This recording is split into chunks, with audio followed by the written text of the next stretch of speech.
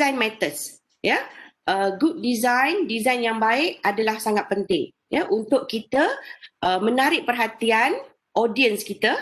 Ya, ataupun kalau ada di kalangan peserta pada hari ini adalah pensyarah, so kita nak menarik perhatian pelajar-pelajar kita, ya, dengan visual presentation. Okey, sebab sekarang ni pun kalau semua sedia maklum kan, kita berada di era pandemik COVID-19. So kebanyakan daripada kita perlu menjalankan online teaching, ya, ataupun mungkin menghadiri seminar secara online, ya, pembentangan conference secara online, ya, virtual.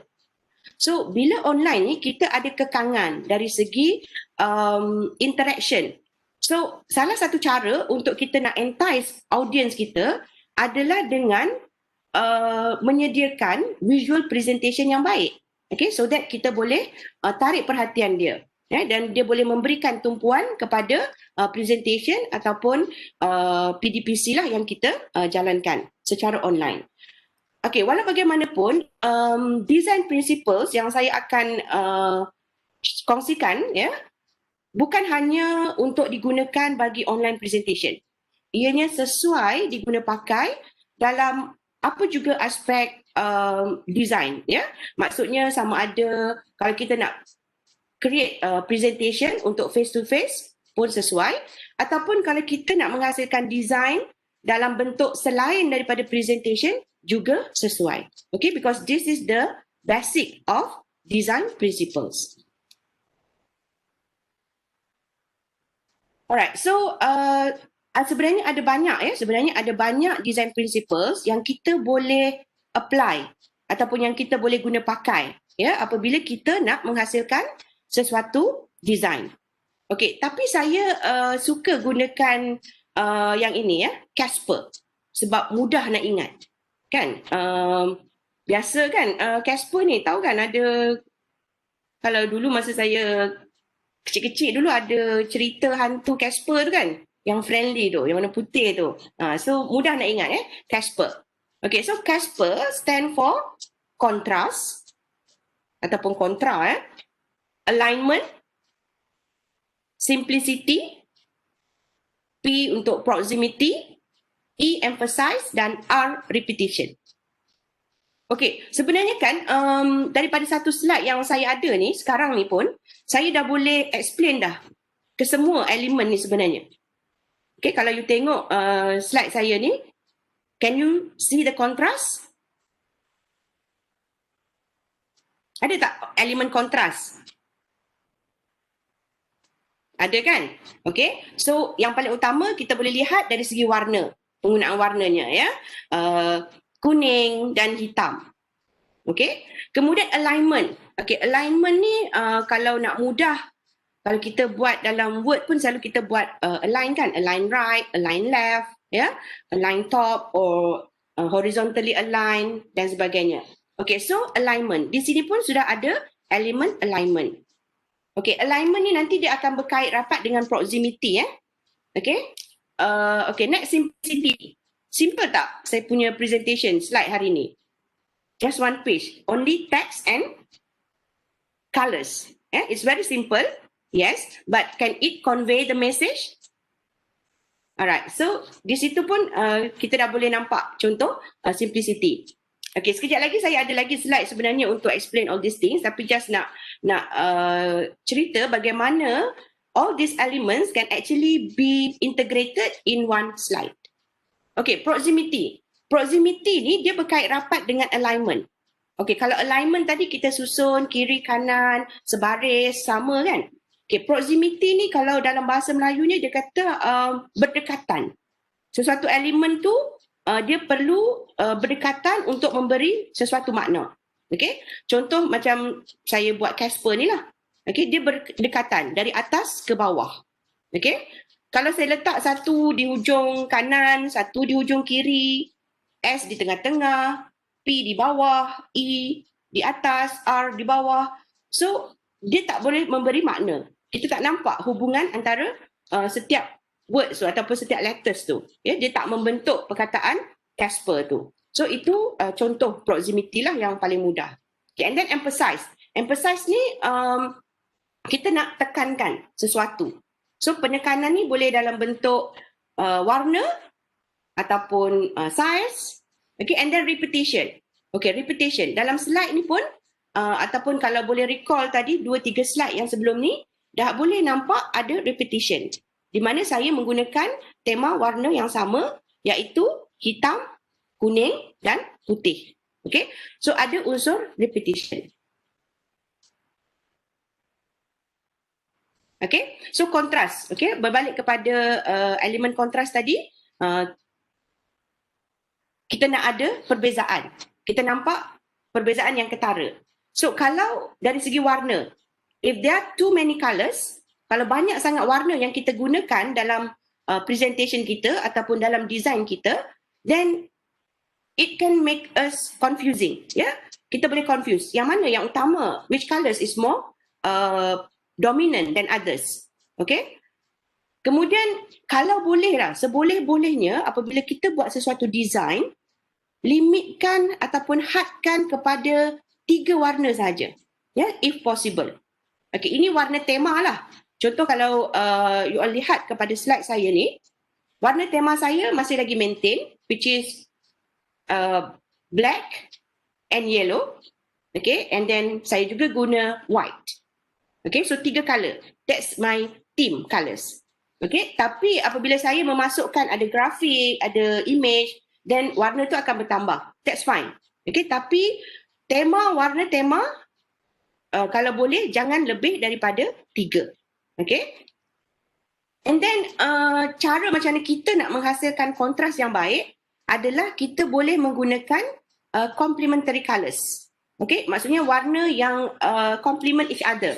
Bila dia duduk berdekatan, dia akan memberikan kontras. Ya, sebagai contoh, hitam dengan kuning, merah dengan kuning, ya.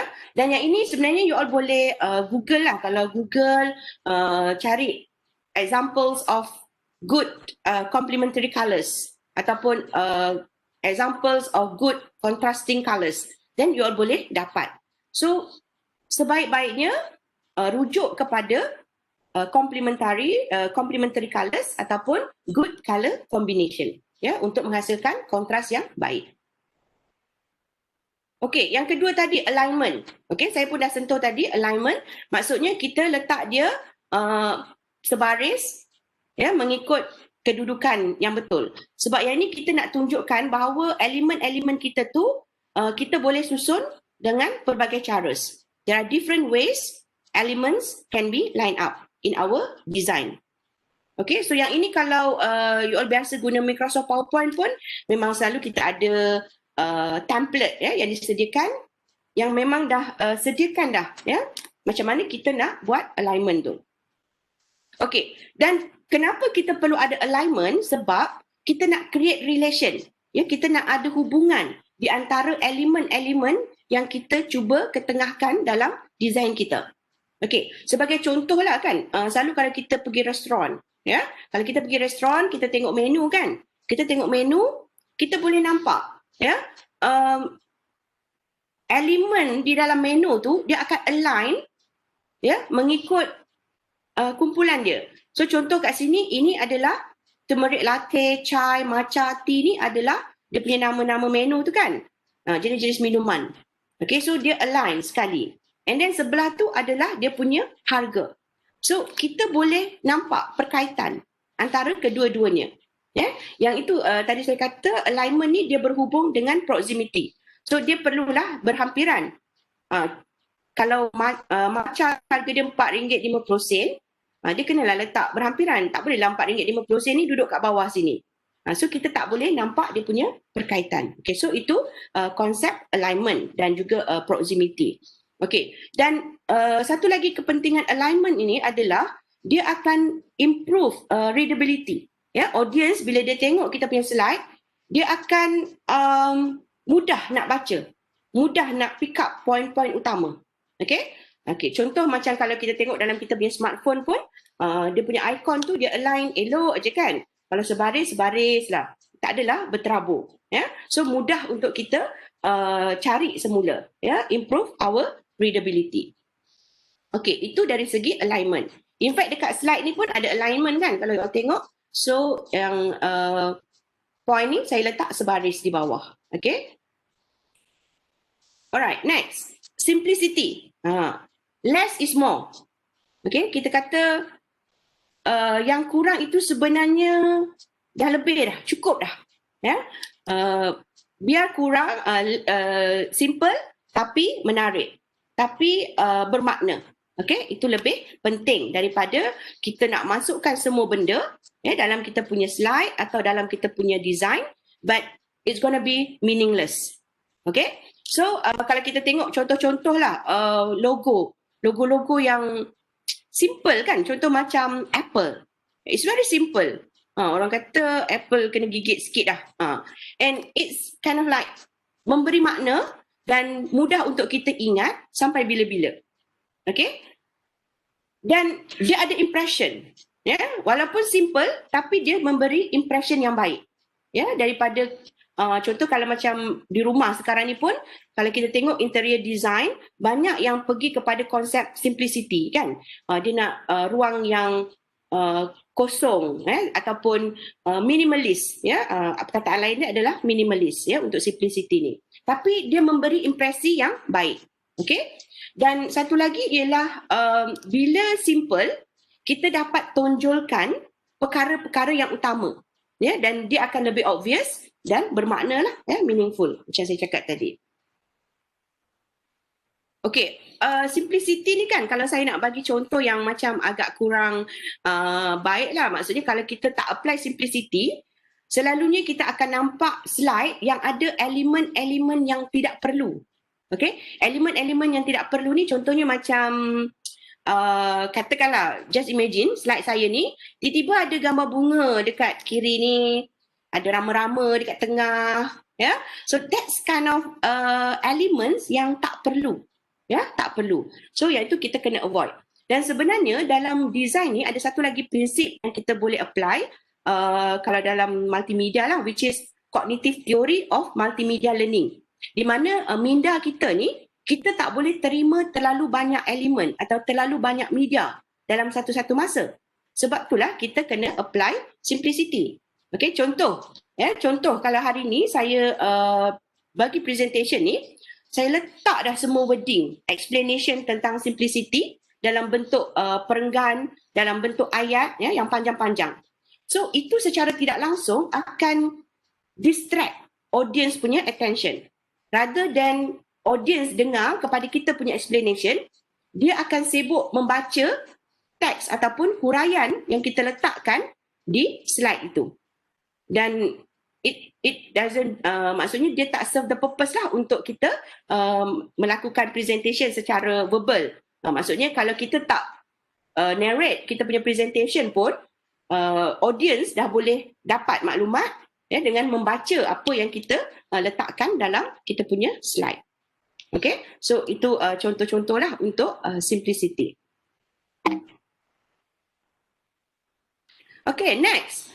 Next is proximity. Okay, proximity ni macam saya kata tadi, dia berkait rapat dengan alignment. So, dua-dua ni dia akan seiringan lah. Bila kita apply alignment, pada masa yang sama kita akan apply proximity. Sebabnya kita nak letakkan sesuatu elemen itu secara bersama untuk memberi sesuatu makna. Contoh macam menu tadi. Kita align dia dan pada masa yang sama, nama minuman itu mestilah berhampiran dengan harga dia.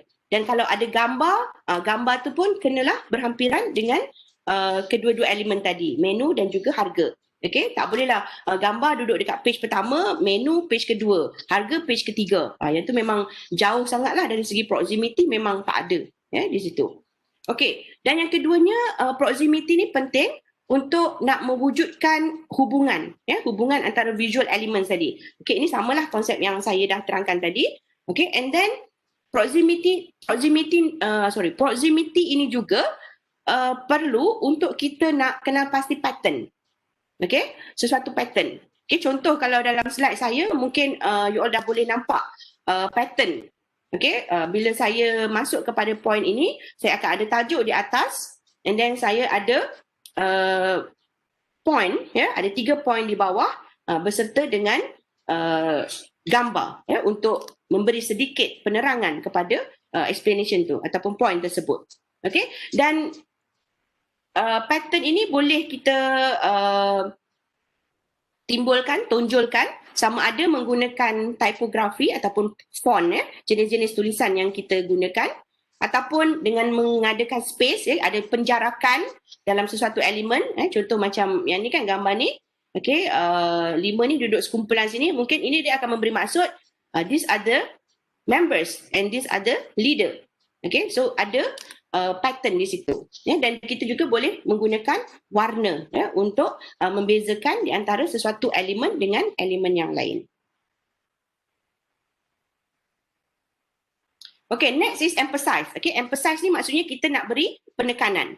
Okay, penekanan ni perlu untuk kita nak set up focal point ataupun kita nak tonjolkan apa yang utama dalam slide kita ni. Okay, so sebagai contoh dekat slide ni saya emphasize on the tajuk tu lah. Maksudnya dekat slide ni saya nak menghuraikan tentang emphasize. So saya menggunakan font yang agak besar ya untuk menonjolkan tajuk tersebut.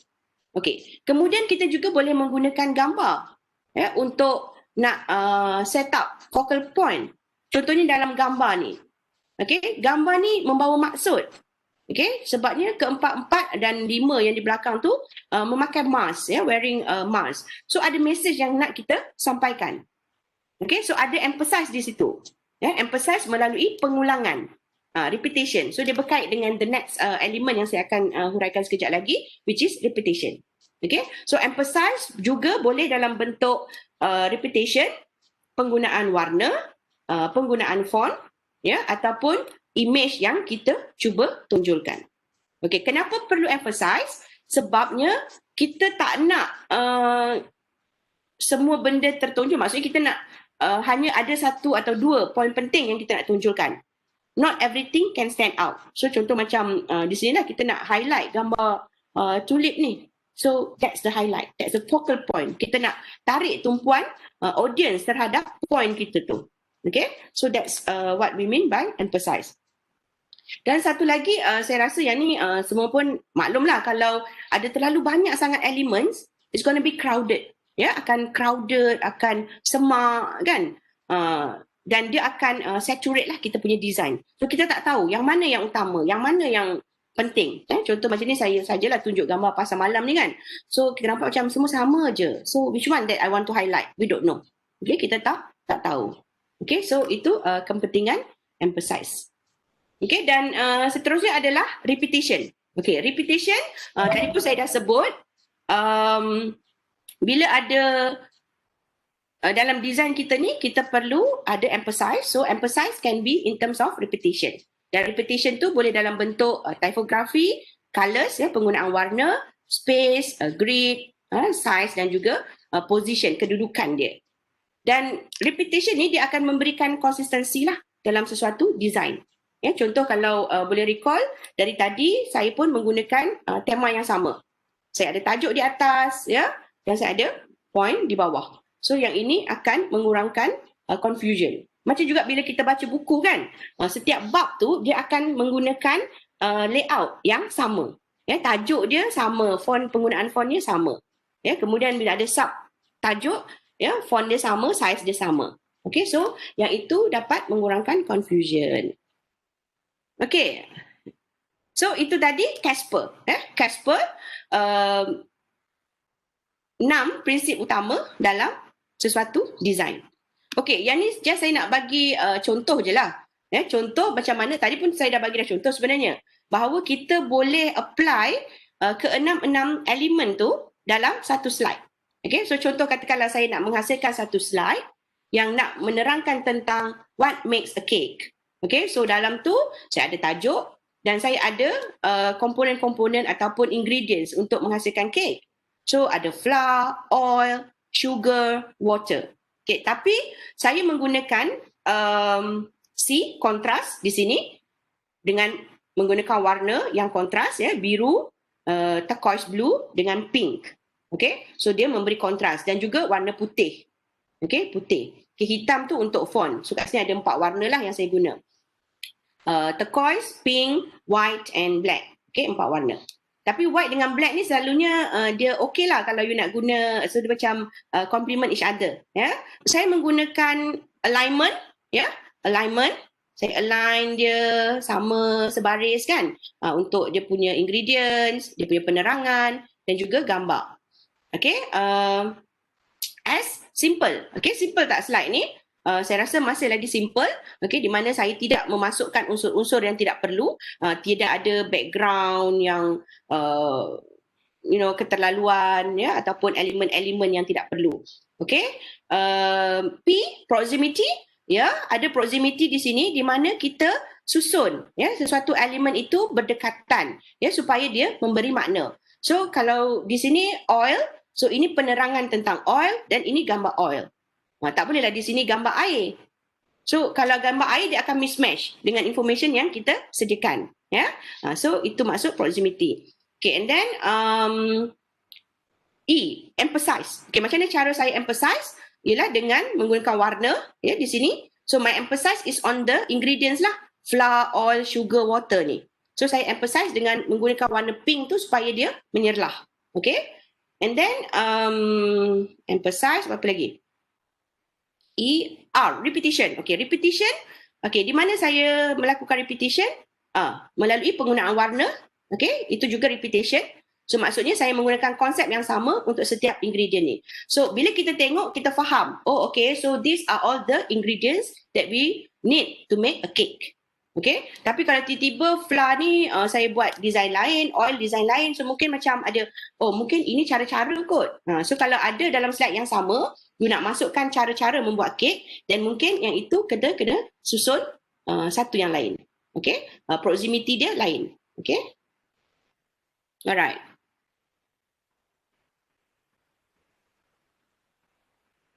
Okay, so bila kita bercakap tentang prinsip-prinsip tadi, ya, Casper tadi, sebenarnya dia melibatkan elemen-elemen dalam sesuatu design. So elemen ni adalah benda-benda ataupun perkara-perkara yang kita gunakan, yang kita masukkan dalam kita punya design. Ya, design ni contohnya kalau slide pun samalah, tak kisahlah design apa pun. It can be like poster ke, you nak buat brochure ke, you nak buat banner ke. Okay, elemen yang sama yang kita gunakan. So pertama warna. Okay, yang ni saya dah sentuh banyak kali tadi, penggunaan warna. Font, ya, penggunaan font. Okay, one tips about font, jangan guna font yang terlalu berbeza-beza untuk sesuatu slides. Ya, so contoh kalau kita nak guna font, mungkin kita stick kepada 2 atau 3 font saja untuk the entire slide. Mungkin untuk tajuk besar, okay, bolehlah font lain, subtopik font lain, and then content font yang lain. Tapi dia kena consistent throughout. Ya, itu juga dalam konsep repetition. Okay, lines. Lines ni actually adalah lines dengan shape selalunya dia bergabung lah, ya, sama. Ya, penggunaan garis ataupun shape. Contoh macam yang ada di sini, the right in a circle. Okay, the circle tu adalah shape. Yang simbol right tu adalah penggunaan lines dan juga shape di situ. Okay. And then images. Okay, images ni actually termasuklah juga kalau sekarang ni kita banyak menggunakan video, ya, kita ada video ataupun animation. Okay, itu pun termasuklah dalam elemen-elemen yang kita perlu susun dengan baik dengan menggunakan prinsip Casper tadi. Okay, so ini design-design yang kita akan gunakanlah bila kita nak menghasilkan sesuatu reka bentuk. Okay, some tips and tricks. Okay, ini just nak bagi tips sikit lah. Maksudnya sebenarnya untuk design ni dia tak ada konsep betul salah. Ya, tak ada betul, tak ada salah. Semuanya boleh. Because design, beauty is all very subjective. Kan? Apa yang cantik pada saya mungkin kurang cantik pada orang lain. Okay? Tapi apabila kita apply prinsip-prinsip design tadi, InsyaAllah ya, kita punya design itu akan sesuai untuk kebanyakan orang. Generally, it can be accepted widely. Ya, okay. So tips yang pertama adalah white space. Okay, apa maksud white space? Ruang putih. Ruang putih, but it doesn't necessarily putih. Tak semestinya warna putih. Okay, white space ni adalah sebenarnya ruang kosong. Kita perlukan ruang-ruang kosong dalam desain kita. Maksudnya jangan terlalu crowded. Jangan terlalu packed. Okay, so kalau kita nak masukkan teks, sebenarnya kalau ikutkan ada rules dia. Untuk satu-satu slide tu, dia tak boleh lebih daripada 6 huruf ke kiri, ke kanan dan ke bawah. 6 perkataan. Sorry, bukan 6 huruf, 6 perkataan. Sebab bila dia akan efek dia punya size lah. Bila terlalu banyak, size akan jadi terlalu kecil. Okay, yang ni selalu saya lihat banyak kita punya presentation yang memasukkan teks yang terlalu banyak. Yang kita macam boleh baca macam buku teks pun ada kadang-kadang tu kan. So please avoid that. To come up with a wow visual design, avoid using too many text. Okay, so kat sini kalau kita avoid too many text, kita boleh ada banyak white space. Okay, yang kedua, so contoh di sini white space ni yang kuning-kuning ni sebenarnya adalah background, tapi ada ruang kan di antara poin yang pertama dengan poin yang kedua dan seterusnya. Okay, so itu adalah white space. Okay, yang kedua, no text over picture. Okay, yang ini kalau kita guna tools macam Adobe Photoshop, yang tu memang canggih lah kan. You all boleh ada outline dekat teks. Yang tu tak apalah kalau you nak letak juga text over picture. Tapi untuk tools-tools yang biasa for non-designers, for non-designers, saya suka nak cadangkan jangan letak teks di atas gambar. Kecuali kalau nak letak juga, letaklah ni kita panggil apa? Placeholder ni. Shape ni, ada shape dan ada warna. Okay, baru kita letak tulisan. Kalau tak, boleh tengok contoh macam di bawah ni, nama saya tak nampak kan? Bila saya letak nama saya di bawah ni, di atas gambar ni, dah lah tulisan tu kecil. Memang tak nampak, dia tak jelas. Okay? Alright, so itu tips dia. No text over picture. Avoid text over picture. Sebab tu kalau perasan, saya memang kalau teks saya cuma hanya guna background color. Hanya menggunakan warna saja as a background. Okay, yang ketiga, use transparent logo or vector image. Okay, yang ni selalu kan bila kita nak buat slide presentation, kita nak letak logo kita punya organisasi. Contoh kalau UUM ke, UC Al-Bukhari ke, kita nak ada logo kat atas tu, kat sudut tu. Okay, so bila nak ada logo tu, make sure kita guna yang transparent. Jangan guna yang ada border tu. Saya tunjuk contoh sebab apa. Dan kalau boleh dapatkan vector image. Vector image ni dia yang original tau, yang daripada Illustrator tu. Yang tu memang dia akan transparent dan dia dalam format vector. So kalau kita perbesar pun dia tak pecah. Itu bahasa mudahnya lah. Resolusi dia tinggi. Okay, saya faham kita semua bukan designer. So kita bukanlah orang yang menghasilkan logo tu. So macam mana kita nak dapatkan transparent logo? So selalunya kita kena pandai carilah kalau you Google dekat internet, kena masukkan. Contoh kalau nak cari logo UUM, logo UUM vector ataupun transparent. Selalunya kita akan nampak dekat Google tu nanti dia ada kotak-kotak kosong tepi-tepi tu. Yang tu adalah transparent. Okay? Ataupun boleh dapatkan daripada pereka design ataupun logo tadi. So contoh kalau macam di UUM ni, selalunya kita akan dapatkan daripada unit grafik lah untuk dapatkan logo yang asal tu. Supaya kita dapat the vector image. Okay. Dan satu cara lagi, kalau kita nak masukkan gambar tapi ada background dan kita nak macam nak hide sikit background tu, kita boleh guna photo placement sebenarnya. Nanti saya akan tunjukkan macam mana. Okay, so photo placement ni dia akan letak satu-satu gambar tu dalam macam frame lah, frame-frame tertentu. So dia akan terletak elok. Okay. Alright, ini contoh. Ini contoh Contoh bila kita guna logo ataupun image yang bukan vector image ataupun yang tak transparent. Dia nampak macam tertampal kan?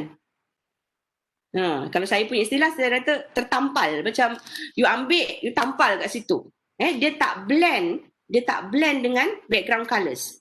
Kecuali kalau you guna warna putih. Tapi mungkin untuk logo ni kalau you guna warna putih boleh. Tapi yang ini dia tak, background ni tak begitu putih. So dia tetap akan nampak tertampal. So compare dengan kalau kita menggunakan vector image ataupun transparent logo, ya. So dia tak ada warna putih ni dan dia akan blend, ya, dia akan blend together dengan kita punya background colours. Okay, so ini contohlah tips tadi tu.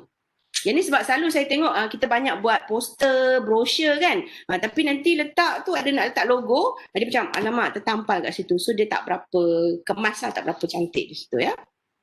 Okay, ini contoh penggunaan photo placement. Okay, photo placement ni kadang-kadang kita ada gambar, tapi gambar tu dia saiz dia tak sama. Dan bila kita nak susun, kita tak boleh nak susun dengan cantik, ya. Dan kalau kita resize pun nanti kita tak dapat saiz yang sama ataupun nanti dia akan distort ke kan. Maksud tak cantik. So satu cara adalah kita boleh menggunakan photo placement. So bila photo placement dia macam frame. Frame ni bulat lah, yang saya guna di sini adalah frame bulat. So bila kita masukkan gambar ni ke dalam frame, dia akan masuk ke dalam frame dan dia nampak bulat. Dan kalau kita ada 5-6 gambar pun yang berbeza-beza saiz, dia akan masuk ke dalam frame yang sama dan kita akan dapat design yang sama. Okay? So itu dua contoh lah yang saya nak berikan berkaitan dengan tips and tricks tadi. Okay, so basically kenapa kita perlu come up with a very good design? Sebab itulah kita nak engage kita punya audience. Tak kisahlah sama ada untuk online presentation ataupun untuk face-to-face presentation. Okay, sebab kalau kita tengok dari segi presentation punya elements, visual aid tu sangat penting, ya. It's about 40% mempengaruhi tumpuan, ya, audience kepada penyampaian kita. Text just about 10%. Sebab kalau you explain, if you are the one who are going to narrate the presentation, no need to put too much text on the presentation or the slides. Otherwise, people won't pay attention to you, but will be very busy reading to your slide. Okay? And then the narrative. Okay, narrative ni is another component of presentation, which is more on the body language, you punya verbal communication, how you articulate your thinking, how you elaborate the information. Okay? So that's another important parts, yeah. It's almost about 30%. Okay, so kalau kita ada design yang cantik pun, tapi kalau kita tak boleh nak explain good, then no point juga kan, alright?